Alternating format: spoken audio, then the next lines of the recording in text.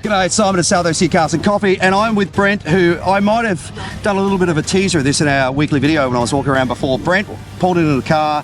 This thing is absolutely amazing. What is it, mate? It's a 1970 AMC Rebel the Machine. It's a big mouthful of words. They made them for 1 year only, and how many did they make? 1936. 1936, and I bet there are not many left, and I certainly bet there are not many that look like this thing. Check it out. I got to ask the question, Brent. First of all, how did you find this thing? I was looking for an American muscle car and saw this and then fell in love with it. I didn't even know what it was at first. Yeah, I mean, why would you? It's not something, unless you were somebody that actually, you know, was a fan of the car, it's not something you're likely to know. So where was it? Where did you find it? I found it online in Illinois, but it was owned by a family in New Hampshire that had owned AMC dealerships, and they had restored it about 15 years ago now, and they just had it sitting in the garage. And they were offloading, I think, their inventory of their old cars, and so picked it up. I said when I was looking at it before, the thing I love about this car is it looks like it could be all original. I mean, the restoration was obviously done, as you said, a few years ago, but the lovely thing about it is it feels like it's original. All the striping and all the interior and everything. I love it because it just feels like it's not restored, you know? Right. Yeah. It looks great. It's in really good shape. It's held up really well. I mean, there's just lots of push button radio that's sort of vertical over there, and the speedo that goes up to 120 mile an hour. The beautiful interior in there as well. So what's the story behind this car? Tell me how they came to be and the history. I guess you've looked that up now, right? Yeah, I mean, AMC was kind of an outlier from American manufacturers, and they were making oddball cars, and they were trying to get into the muscle car game, but they were coming in late in 1970.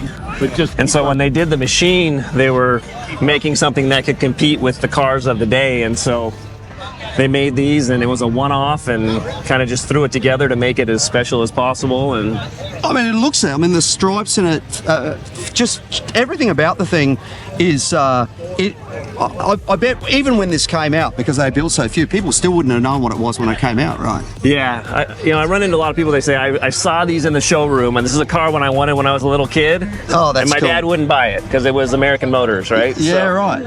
And American Motors unfortunately got that sort of reputation that wasn't, well, it wasn't the best reputation in the world, but it was a little unfounded, wasn't it? I mean, they were actually a decent car. They made some great vehicles, but because they weren't one of the big manufacturers, people didn't love them as much, and they kind of got the redheaded stepchild treatment, you know? Yeah, I totally get that. So let's talk about the power plant. What is that under there? It's got a 390, 345 horsepower. It's got the intake on the hood. It's a functional intake. Yeah, look at that. You can actually see how it's very, very cool. Vacuum intake there, so. Yep, which is kind of cool. Yeah. And the motor itself, was that their own developed motor? It's AMC's 390. Yep. A lot of people think it's a Ford 390. It's the most common thing that I get. It's a Ford 390, but it's an actual AMC 390. Yeah, I mean, the telltale that it's not Ford is the actual location of the distributor, which is being driven just behind the water pump in there. It's not in the location that a 390 exactly would be as well. And I guess at the time, this is before all the emission stuff came in, so it's probably a decent amount of horsepower as well. Yeah, 340 horsepower. That's right, you said that. Yeah. So, really cool looking car. I mean, just little things like the stripes on the front of it, you know, it's not imposing, but it's kind of cool. I mean, I can see this being something that's going to get a decent sort of cult following in the coming years, or will it? It's hard to say. People love it when they see it, but a lot of people think it's something else. Yeah, right. It was just with like a fake aftermarket paint job.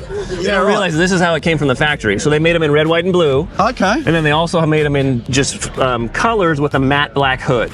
Interesting.